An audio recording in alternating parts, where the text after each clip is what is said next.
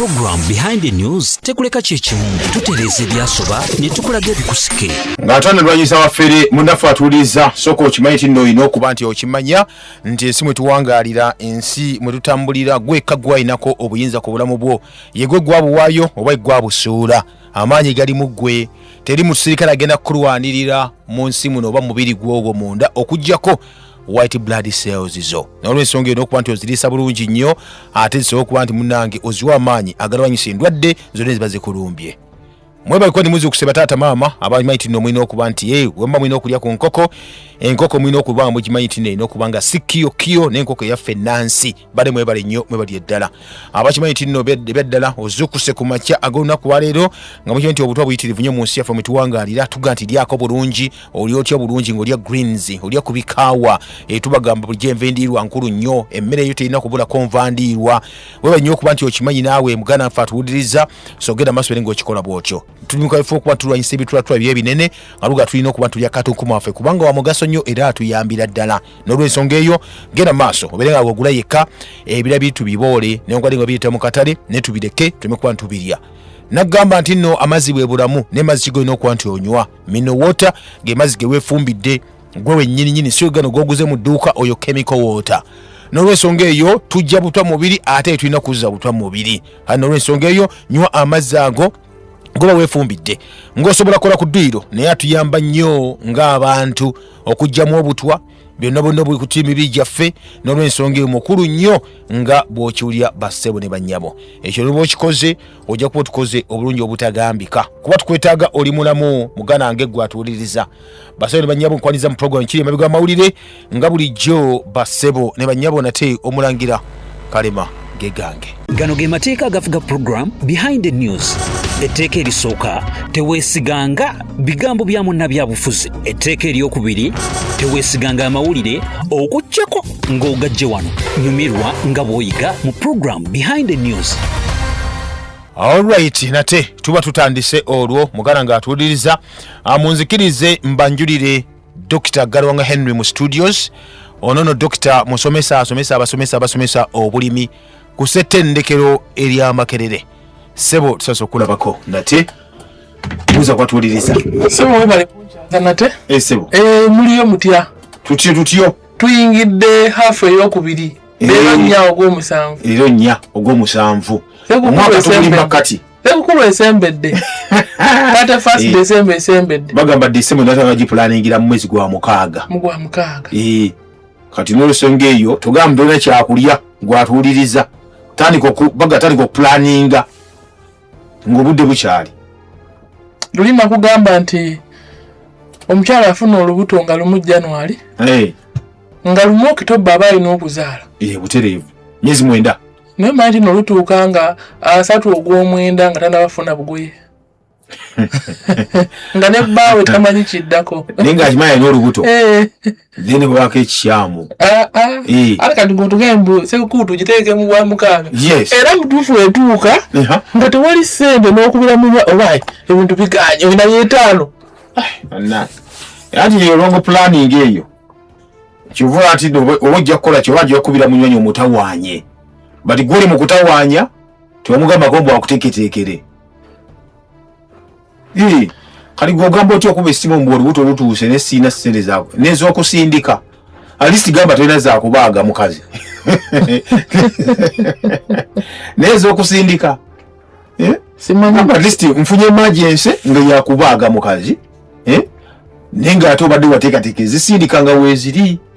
kuteekako okusingakaawo simanyi leero engeri gye tutandisemu program naye manyi ebintu twogera ebintu wano naye nga mutuufu wali wakirimu essaawa zino ne balina okuzuukuka nti balina okuzuukuka gwe ssebo omusajja n'owa omukazi olubuto nga lumu January n'olaba nga lukula okumayo waka buli kaseera n'akutuma n'ayoya n'akola ki n'otuuka nga 3 Sebutemba nga luna ssente zigera mu ddwaliro kisobokera ddala kisoboka ati tubapulaninga oshigeze tubapulaninga tigenda kusaasira gwe batabbye oga nti sirisudde osigedde oga nti nasudde sigeza bapulaninga n'otereka bwe bakubba kitegeeza pulaninga n'otereka kati pulaningire omukyalo oyo omwana omupulaningire tulina endowooza egamba nti buli mwana azze aba n'omukisa gwe. Ebyawa eddiini ebyogera ebyo baali babiseera biri ebyabagobya nga twatuuka mu nsi ng'erimu kye tuyita twali mu socialism. Socialist state luli n'akalyakaani buli koolina okukola ogabana ne munno kati mu nsi ey'ekikapitalist omusolo wagwongeza buli kimu kati ng'oddawo ga nti nno buli mwana ajja n'omukisa gwe. Nedda tekiriyo ekyo.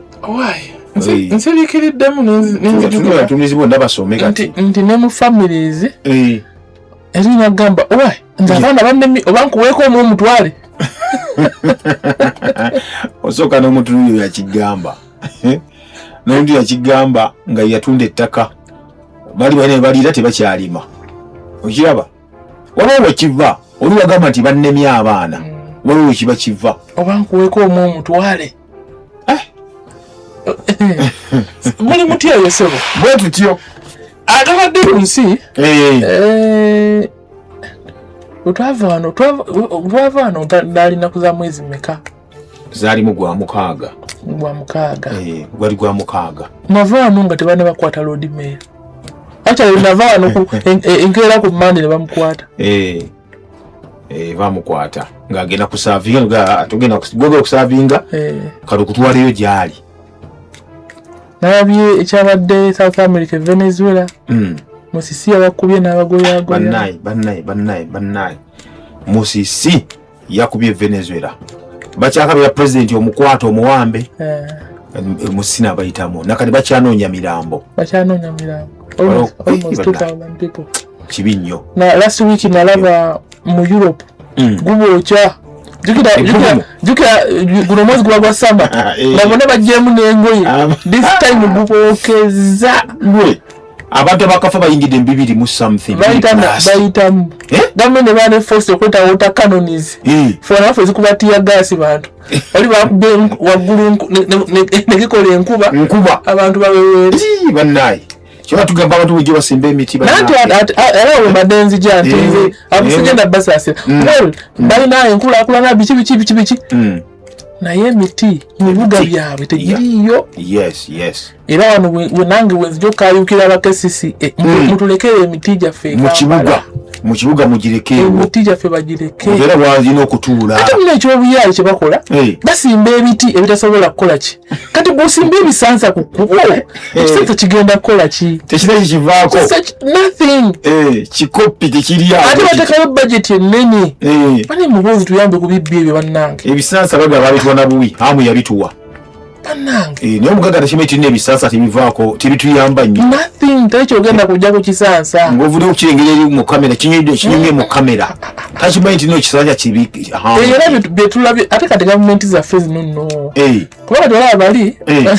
bafuddeko ne bafukirira abantu baabwe amazzi naye kati wano bakuleka ne kukwokya bannange kakati abantu abali mu bifo ebitegeera mutuyambe temututemera miti gyaffe aye n'abagenda okugula kati wansi mu bisenyi okuzimbayo gavumenti yazuukuse temukikola ekisooka kibi ekyokubiri kyonoona obutonde bw'ensi simanyi nakumanya twalinanga ekitongole bakiyitanga ADRA ekino kyabadiventi ole kireka bakolanga nnyo okusimba emiti mu nguudo ku makubo ate ne what happened to them balina projekiti yawe aka projekiti yajja nti neggwawo ndowooza naye kakati projekiti ebeera $1,000,000 obanga 5 oba 10 gavumenti yaffe erina ina sente ezo bwekiba nti Ministry of Water and Environment balina sente za actually waliwo ne projects bayita ngabula roots running out of trees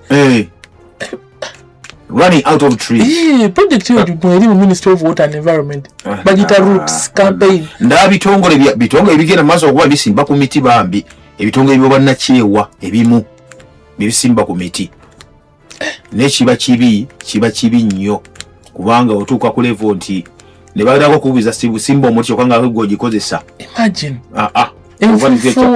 enfuufu ogiraba mu kibuga kyaffe wano mu Uganda buli wodda waliwo enfuufu abantu baffe banne mwandibadde munywa bongere okunywa amazzi kuba kati ye enfuufu bwotandika wali baffe kuba erigendebwa ewa Mwami Saleh Nakaseke ewanuwa ne Matugga enfuufu ekuba ndula paka obanga akanyanda kubakola asabamukola okuvese muto okumawo awo wonna mbisewo okusaazi badenga saa 12 naye ngoyo gaze saa 7 gw'emisana enfuufu ate bagandi ababeera mu motoka zino ezagundi balinyako bulinnya netabanya kigera mu maaso aligona basigadde ne mabiga teri kikwata nfuufu kyokka ekyewunyisa oba bakola enguudo bakiteeka ligamba mulina okuba nga zino water bowls zinokuba nga zifukirira amazzi wangeri okubuuza baliriko ebisanyi bingi amazzi sigakugula naye tebafaayo wano kasangati matugga tebafaayo enfuufu eri kuli oyogedde wasitale eyo egende wasitale eggo nabadde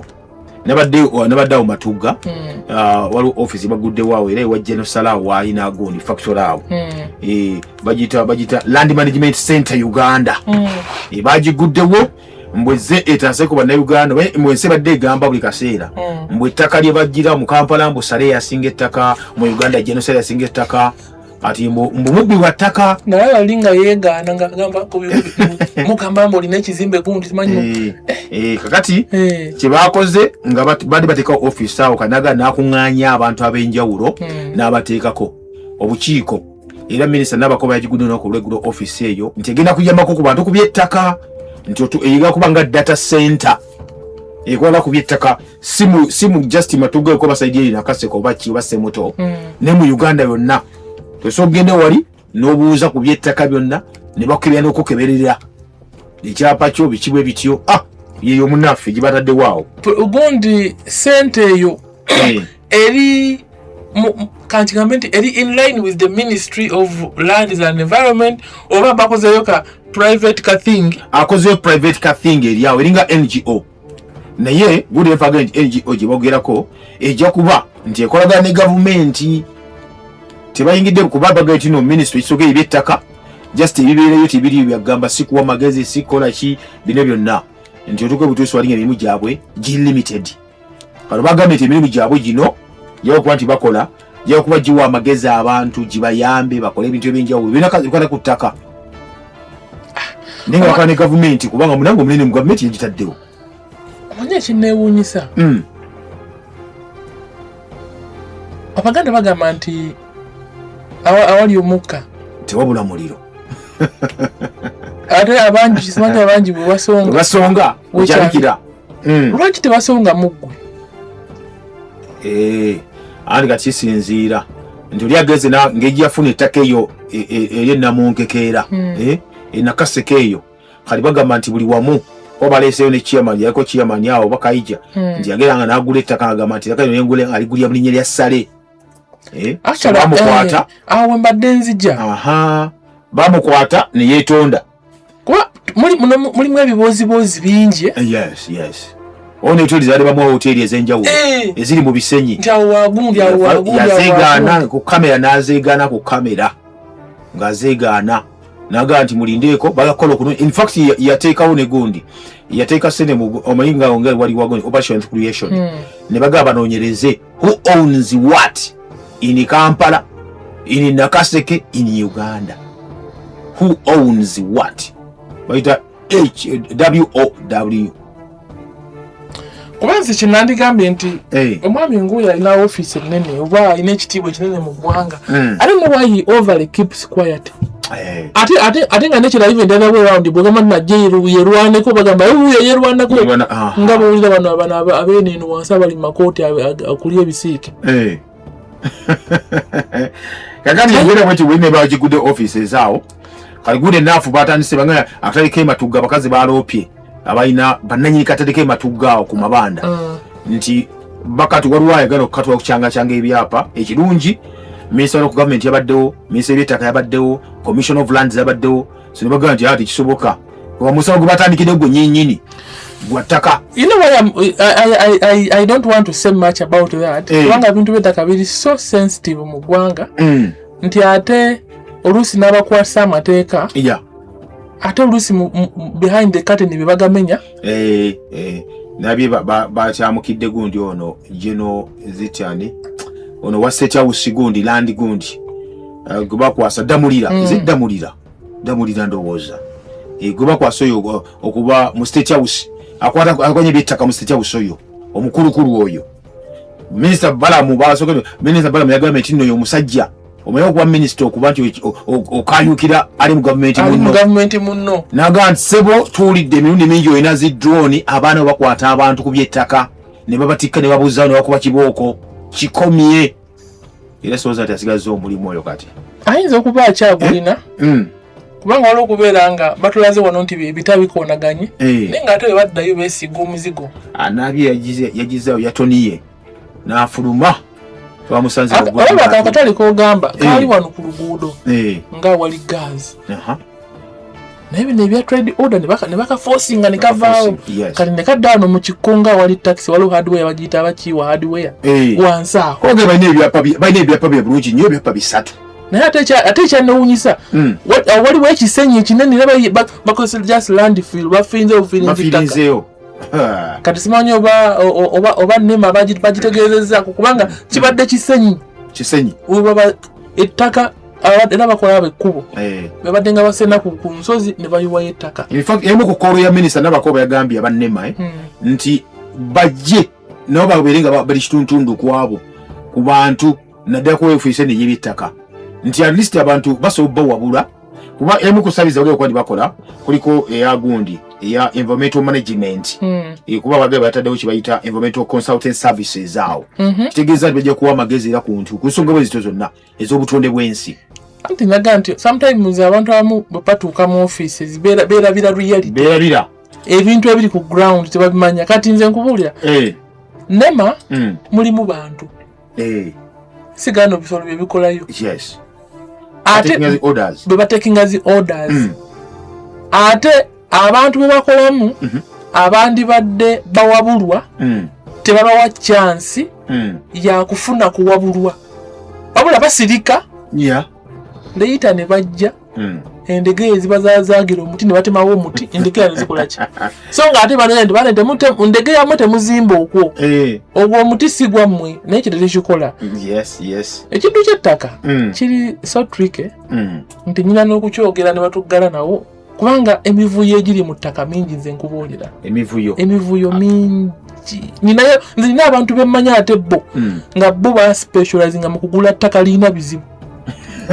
aga kafe tuwe tugende tulwane tujja guwangula gwe yandibadde rightful owner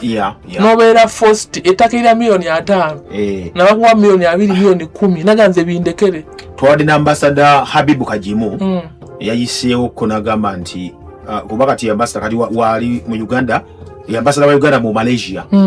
so yagambye nti yada James of course utalo ebintu by'ettaka gye byava ebyo history wadda nnyo of course nalugamba naye nti Malaysia jukira nti Malaysia gyolaba yagenda maaso n'ebiranga mu biseera bya 62 nga tumaze okufuna obwetwaze Malaysia yeewolako ssente mu ggwanga ya Uganda ng'aziwola si gavumenti wabula kabaka w'e Busoga kyabazinga yekka yabawula ku ssente nga bahavu kakati ne bakola naga right now Uganda gundi yaffe budget yaffe tuli mu trillions nga tuli mu billion dollars no zanga meka abantu bwetubanga tulina 84 trillion ziberanga close to around 25 okay 20 billion katugamba etyo 20 billion kali age bali betuwogerako bali balina kati gundi yabwe yeri mu 200 plus that is tenfold okitegeera betwawula singa eggwanga longo bwakabaka naga nti okutulaga nti batusiima ne Uganda bajagala nnyo basalawo okugira okujja wano ne baga nti bagenda waliwo ettaka nakigalala waliwo ettaka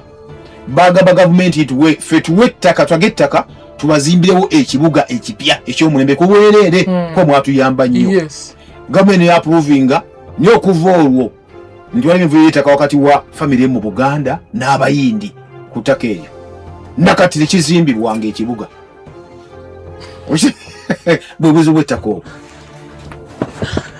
ekyewuunyisa oyinza kyebayita okuzibira development bwe tuba tutunuulira enkulaakulana lulina gaaku 5 capitals oba community capitals. One of them was a physical capital. Nga mwe mulina ettaka. Mulina ettaka, yes. So bwebanga ebirala bigaanyi capital kijja oyinza okukozesa okuleeta enkula kati bwoga nti noozibidde ettaka olw'okuba ng'olinako obwannannyini toyagala kuliwaayo and yet ekibuga kye bazimbye time eyinza otutuuka nga ne bwebeera nga mukoze agreement nga mulinako percentage yammwe kibayita common user facility. Common user facility kibanga ng'abantu bonna bagenda kukiganyulwamu nga gwe naawe nnyini kyo naawe okiinako naye ng'ate everyone is benefiting. Bwe bugagga obwo twogerako bwe bwobeera nga obugagga bwetuumye mu nnyumba emu bweti tesobola kubeera bugagga butereevu. Wabayo ettaka ne bagaa nti kati balese enkulaakulana mu kifo ky'okugaa nti nange musayininga ofune shares gwe n'osirika busirizi n'osirika busirizi n'okisirikira ekyo nakyo tukiinanga eggwanga aba tukiinanga abantu omuntu n'omanyako opportunity naye nga gw'olaba eyinza okuva mu ngalo at least kife naye nga muneiba takiridde obuzibu tubulina bungi ndowooza ate kitali mu mawanga malala. Omwaka gwatandise financial year emisolo gyansa okuluma emisolo ku sukaali balinga gamba nti bave ku sukaali babeeramu ku butto bayongeddeko emisolo ku butto amafuta tugayiga alinnyako dda embeera bwetyo bwe tutambulira. Ate omwenge togwogeddeko omwenge mwene bagwongeddeko ogwebweru guva ebweru gasina okuba gugira then ne bagira naguno ogwa wano budget I mean financial yakanjogereko ekyettaka mbadde intention sikuwadde nnyo information kuba nkimanyi ebiviiramu bingi oyinza okwogera ku muntu notatuuka waka. President weebuuza n'ogamba office z'eby'ettaka eziri mu ggwanga okimanyi zisukka mu 10 ebitongole ng'ate ezimu ziringa ezicekinga zinnaazo. Musajja yayogera ekigambo ambassador ne mugamba yagambye nti no ettaka mukimanye Katonda yalitonda era yamanyi agenda okubeerako n'alibeerako kati lwe tulwanira ttaka iriyo olyoliko sigwa libeerako emyaka egiyise abantu basenguka n'okusenguka olw'ensonga eyo entalo z'ettaka teziggwa malojja ziringa za nnyama teziriggwawo. Budget bwe tuba nga tukitadde mu ngeri yaffe etegeera abazungu bagamba nti a budget is an authority to spend. Obuyinza okusaasaanya buyinza okusaasaanya abamu bagamba nti you can't spend what you don't have nti tosobola kusaasaanya ky'otalina. Naye ate kyesaagala nnyo kugendamu nti ebika bya budget bw'otunuulira budget yaffe eri 84 trillion tulinagamba nti almost 40% kusasula mabanja. So 40% of 80 is 32. So ate ng'ezisinga luga zijja mu ffe ffennyini bazijja mu ffe batulaga nti 52% of the entire budget erina kubeera wano. Kati 52% of almost 50 is around 26-27 million. Sorry, trillion. So kati trillion nga abiri oba asatu URA erina ozikuŋŋaanya ng'ezijja mu ffe gwe musolo okitegedde bulungi. Naye kyenyagala okwebuuza munnayuganda nti December ono ng'atuuse kuba at least to be half year of the financial year kikyosuubira okuba nga kikyuse wammwe waka oba ku kyalo oba ku kitundu anti ekyalo bwe kikyuka nawe waka naawe oba okyuse etandikira mu maka neebuna ekyalo ne tulaba kikyosuubira okuba kikyuse enkyukakyuka esookera mu kyalo oba ekyo esookera waka ate bwe ngamba nti nesookedde mu kyalo eyo tewangaala nti ekyalo kikyuse bakoze enguudo amazzi gazze ensanyalaze gazze bizinesi tuzikoze basaze okujja gayita mu kibuga nga wakati bagasise nayo nsonga nkulu nkiraba ebusoga eyewaffe ensanyalaze gatuyitako buyisi cwi nebino ebyalo rural electrification whatever gatuyitako buyisi ngalikuga nti waliwo enkulaakulana mu kyalo kumba basaze gayitawo buyisi nayo nsonga nkulu. Iyo top to bottom approach anti yonfu nnyo. Balo kulowoleza abatudde waggulu weri. Mpitona akola kino? Sente zijja kuyingira buyingizi mu luggi.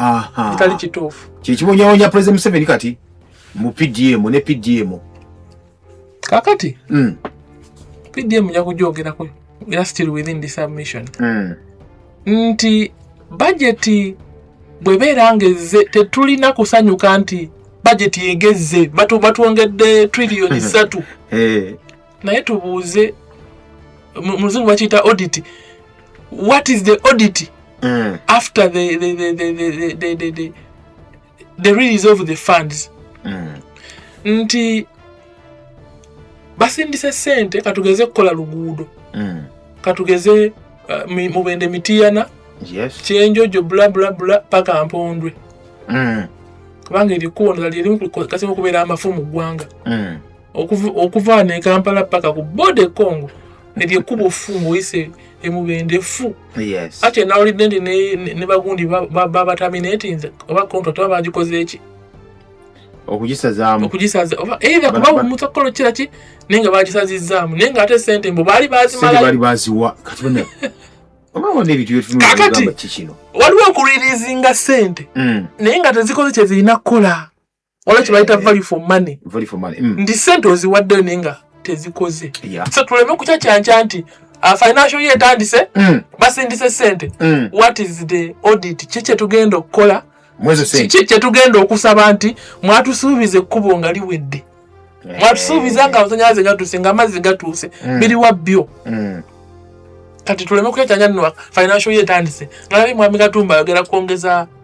abasomesa omusaala very good nti era guno omwezi gwennyini gwabeerako nga zituuseeyo normally financial year etandika July tebalaba ku musaala yabasuubiza gubeerawo mu August yabasuubiza bagenda kwekanga kwekanga si kikulu omuntu abadde afuna emitwalo 7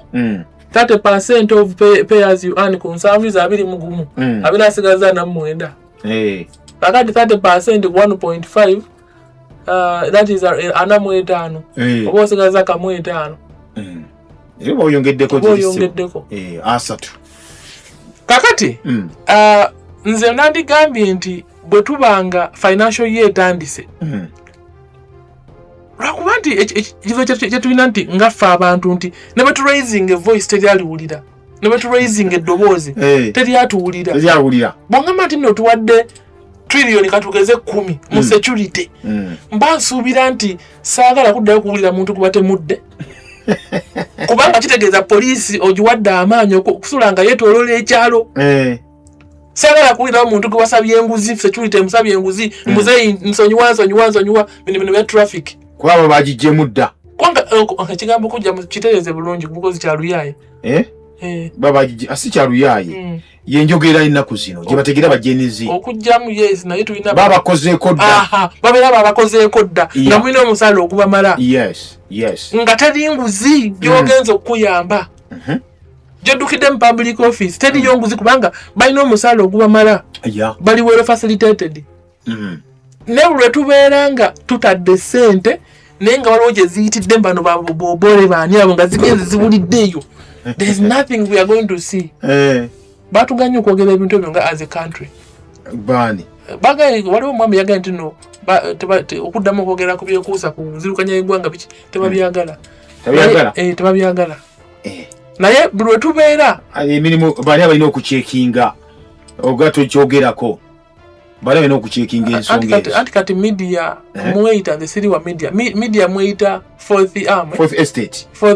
yes naye wali agaita abamanyi tamanyi ddembe lyammwe nze ndi musomesa ndi mu mbeera z'abantu muli mu media naye the thing is tuleme kukyakanya nti no financial year etandise ffe ngaffe tubeere balindaala nga twebuuza mwatusuubiza kino kiki ekibaddewo mu December musigaza emyezi 6 tu June kinaaba kiwedde mwatusuubiza nti mugenda kuzimba amalwaliro ganaaba gazimbiddwa eddagala linaaba lizze kati webuze tulina as a country. Okay. Akatandikirawo natye munafa tuliza tuli fenna oliko Impact FM radio Wasamanja program ekiri emabega wa mawulire akuoli katujje tuva ku mukutu Program Behind the News tekuleka kyekimu tutereeza ebyasoba ne tukulaga ebikusike. Whenever I travel abroad, I pack my own Ugandan foods: milk, millet flour, fruits, legumes, chicken, honey, and plantain bananas, called matok in our language. The other day, my pineapple stocks ran out, and my staff bought pineapples from a supermarket in UK when I was coming here. I just took one slice and terminated the whole exercise at once. First of all, the pineapple is hard. I have never seen a hard pineapple until I saw the one in London. It is less sweet and has got an ammonia-like pungent taste. I had the same experience in Washington once. They brought something they called pineapple. I couldn't believe it. Why must citizens of the world endure these deprivations on account of policies designed to serve narrow interests? Why must this be? I will not eat pineapple again until I go back to Uganda. Program Behind the News tekuleka kyekimu tutereeza ebyasoba ne tukulaga ebikusike. Okay, wotyo mnafa tuuliza Charlie Feda oli Impact FM radio Rasamanja program ekiri emabega wa mawulire atuli ku nsonga ze twogerako zikuyamba zabya bulamu byonna obengo bichega bwinchi walabye kiwasomye kyekibwe kiri oba nedda ndine Dr. Galawanga mu studio setwogera ku nsonga zino tubaye twogera sebo ku budget tuyina okwerabira nti nno twade lunaku lw'ebijjanjalo mu nsi yonna okubiza ku bantu okulya ku bijjanjalo okubiza abantu okulya ku bijjanjalo okufuna proteins ziri zenyingi twogerako kyewuunyisa ntuyogera ebijjanjalo eriyo bano abantu baffe betubaana bawaka bana bayina enjala zino zitakwata mmanda tonzijukiza bijanjalo nakuwa ebijanjalo nabye nnyo nakowa tonzijukiza bijanjalo ado wali mmere giri yange ekibonerezo not really ngemmere giri yange ekibonerezo waliwo mmere gye yange ekibonerezo gye bali nga bwavu ebukuliisa emmere ekika kimu jo nabaddeko muziro obwe weeks nazigadde ebadde ntambudde almost 29 this weeks in the last 3 weeks nejo nabaddeko eziro obwe nengendako neyo wansi entunda emukono eyo wansi ddala bayitawo kyabazaala yes omuzana gwaka era nafunye ku reports nti waliwo abalya buno bundiizi si kayinja naye ndiizi waliwo buno bundiizi buno obulinga olusenke obwo obukolerere abantu kye basazeewo okukola kikulya buntu obwo enjala ikiza njala baluma enjala gyeri era ekirungi nti bali mu season yaki yabijanjalo bakumula bijanjalo kati oli kyakola anogo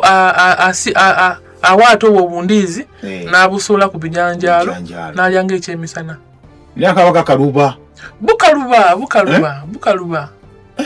enjala y'amaanyi enjala gyeri waba tubakweyo level eba y'amaanyi enjala gyeri jjukira babusimba ne bukola ekibira ate jjukira tebuuma menvu ate n'abali babukolamu paani tebakyakola ki ndakyakwesa kati abantu baagaye waayi okufa enjala bwe buli jjukira nti si oli waffe gwe twalina buno bukolerere buno buwa buwanvu ng'omuti bwe bali mu kufumba naye wansi eziro obwe nabusanze nga ntibabufumba naye nga bijanjalo kwe babirira katogo akatogo kakati ebijanjalo tukimanyi nti of course mmere nva ate omuntu atasobola kulya magi atasobola kugula mata ebijanjalo bigattawo bwe tuba tukola studies eza nutrition tulina ebintu byetubuuza waliwo kye bayita household data diversity score wobuuza omuntu mu ssaawa 24 kikye walidde n'akubuulira waliwo negyetukola eya wiiki nti munaku emusanvu eziyise walidde ki kakati mufosi biberamu ebika tiwanalidde emmere ey'emirandira roots nendi emmere ya starch nendi emmere envendirwa fibers fruits ebibala kane tutuuka awo ku protein foods netwogera pulses ebijanjalo netwogera ku meats regardless of whatever meat netwogera ku dairy products amata netwogera ku oils and fats then netwogera ne ku condiments kakati okati wana wali egg meat bichi milk noba okubika graph bodi kabeera wansi eno ndala nga ku wano nenga ate ebijanjalo byambusa olumusiyagala kwenkana ki serious kati nga kikulaga nti abantu tebasobola ku affordinga milk products dairy products tebasobola ku affordinga meats enyama bya buseere kati nga kikulaga nti bw'obeera ng'otagetinga abantu kufuna protein tagetinga bijanjaalo kati oyo omukazi oyo asosola enjala agamba nti tonzikuza bijanjaalo kuba n'omusajja mu kabeera olwokuba bireeze kati oyo simanyi kyamukolera wabula abalimi baffe mukimanyi nti nebijanjaalo mmere nva zizimbwa omubiri ebijanjaalo ati ayo bwetuba tugenze mu food sovereignty batugamba nti ebijanjaalo mmere y'abakazi yes lwaki omukazi niwoba ogenze waka mu nnimiro abasajja kizibu nnyo okulima ebijanjaalo ogwabwe kulima bitooge kulima muwani kulima nnyanja ivaamu sente z'amangu naye ebyokulya bakyala kyokka ate ebijanjaalo biyamba ettaka lyaffe okula bifixinga nitrogen bikulira ku ttaka bwe biti ne biziyiza amazzi ofuluma ettaka ne biteeka nitrogen mu ttaka ate bw'obikabala n'obikabalira bw'oti ne bireeta nakavundira mu ttaka so ebijanjaalo kintu kirungi nnyo mu bulamu bwaffe wabula obuzibu bwe tulina nti endabirira yaabyo we wali obuzibu ebijanjaalo byetaaga kiyo eryawo ey'amaanyi janjaalo biringa nabyo mwana njalo biringa mwana nze sawa zina waka wembeera mbirina mu musana guno bifukirira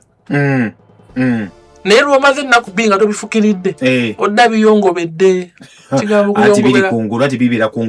kigambo kuyongobera mu luzungu tukiyita wilting okuwotoka so biringa mwana kyokka ate wano ne mukubira bya tumaze okubikungula bifiira mu gundi awo mu lujja bifiira mu stoovu kabubirya ogenda obitunda nga birimu ebitulituli ogenda okubifumba nga black azze kungulu black omutegedde kawukuumi akanotese busesi obiyozi biridde ngokola ebyokusomero bakolanga of course ate oba olina ekyokukola bwobuuka tebutta baithe tebutta obukawukumi tebutta era ne bwobulya tolina kyoba naye kati tulina okuyamba abantu enkuuma y'ebijanjaalo kyebayita post harvest obijja obikungudde obikubye amazzi tegabiyiseemu kuwumba n'obitereka amazzi nga tebifunye essuulwe wakukola ki kana akatwe akammwe kemuyita aflatoxin kubanga era nalwo olugundigundu olwa yero lwekwatako okwo so tulina okulaba nga abalimi baffe kuba kati olaba bayibuli eyogera ku yosefu n'akola ki n'agamba kabaka whatever Egypt nti tukole ebyaji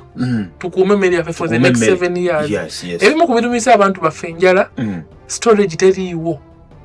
abantu otuuka mu byalo edda twayinanga at least ebyaji bye twabirinanga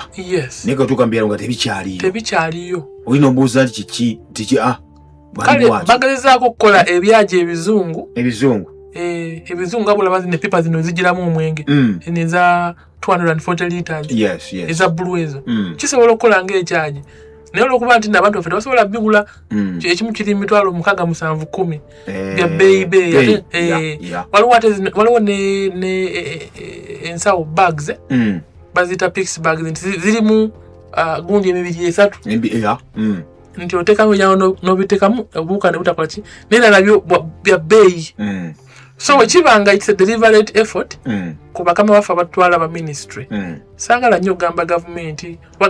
gavumenti it is wide naye kati njogedde ku Ministry of Agriculture bwe tuba tusobodde okuyamba abantu baffe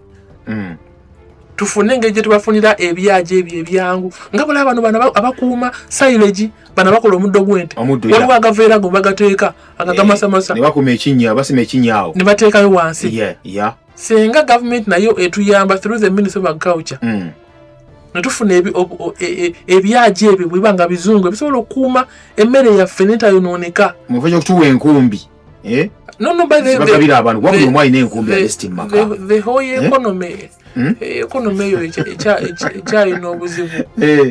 bwe kiba nga kigaanyi kuba olaba nze sente zino eza PDM omuntu okumuwa akakadde k'essente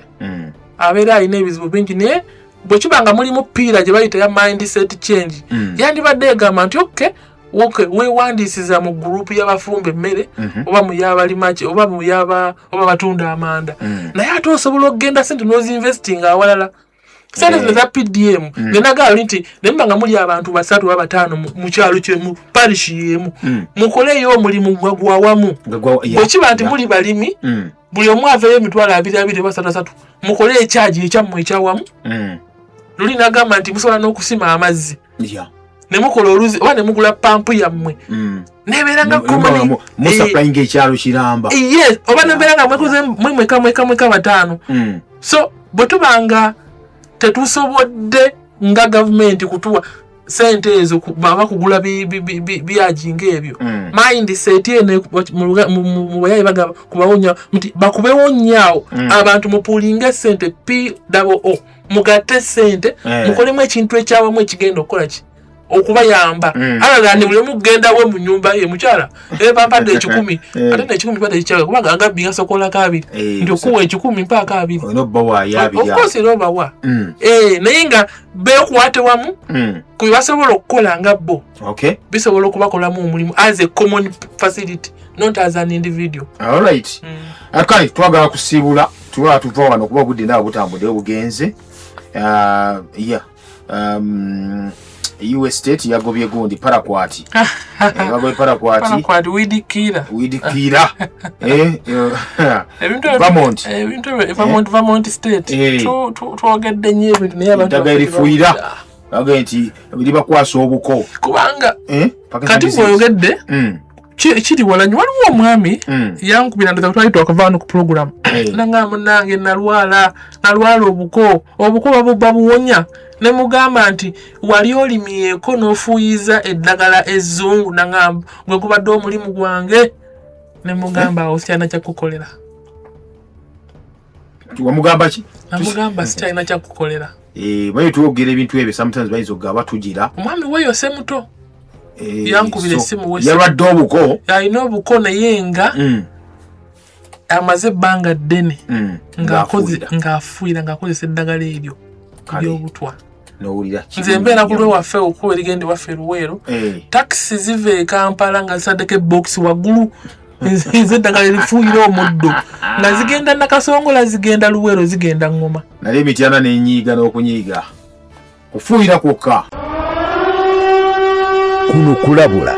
wano we tutuuse kati tutaasa nsi yaffe gwe ow'emmeeme ennafu n'ow'omutima omubi tosembera era kakkana omuli w'enkwe naawe atayagaliza bino si bibyo wamma mmwe abaagala obulamu n'ensi yammwe tusimbudde abagonga mu n'ensi yammwe tuba tusimbudde tujja funa essimu ng'emu babbiri zokka kuwulire butambudde bugenze ebyaddala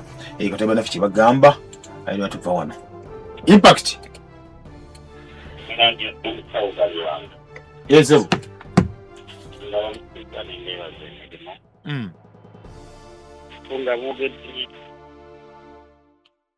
simu ng'ekyankalanye kale ana mulangira ogedde ku bajeti mutematema mulangira ne bwana mulangira muteera okole risaaki abantu mu nsi yaabwe byonna babikola nga balina emirembe kubanga kaakati naawo temwolekedde aba rediyo ne TV tugeza okuweebwa bye tulina okwogera ate beera abantu balina smartphone mulimu okwogera ebituufu tegeeza rediyo gyolekedde kugwa ekiriwo mu maaso naye kati kubanga nga wakyaliwo obuweerero kuba gye tulaga mu maaso gaotakubira ebale nnyo kanga olwatta omwami nalumanya oteresaasi mu basuubuzi mwana mulangira abasuubuzi abaali abasuubuzi ababuubuuzi batusa obusuubuzi olw'emisolo okujjako omuntu yakajjamu emyezi 6 mwaka gumu abantu bali kubunkenke teri muntu akyalina mirembe naye tubatirizuta bali basofi tuyanzege naye gamaliriza busalama okwaweyo muba mwogera ebintu bikoki bannaye network mwogera ebiriko kubedi endala nga 15 biga agamba gezi tunagaza utya webali owa tusibule tuve wano kubanga ndabo budde buleka butambudde fe mwebalire ddala kuwuliriza Joshua thanks for the show obuzibu buli nti abantu abamu mu gavumenti banene okusinga ebitongole bya gavumenti ekyo kikulu mu 3 weeks consecutively muli mu bibozi kasobeza oyo tumuleke wenda mugongo sibula batuve wano bannaffe mwebali kuwuliriza abeeka bubbu mbatumidde nnyo abewaffe kabubbu mukama abakuume bannayuganda mukama abakuume okay basore banyo otugenze mubere bulungi tubajjukiza bulijjo nti nno teri musirika agenda kulwanirira okujjako white blood cells zo ziyise bulungi ate obeere naawe nga ensi ekuwoomera tubasibudde mbe bulungi era mweraba. Program Behind the News tekuleka kyekimu tutereeza ebyasoba ne tukulaga ebikusike.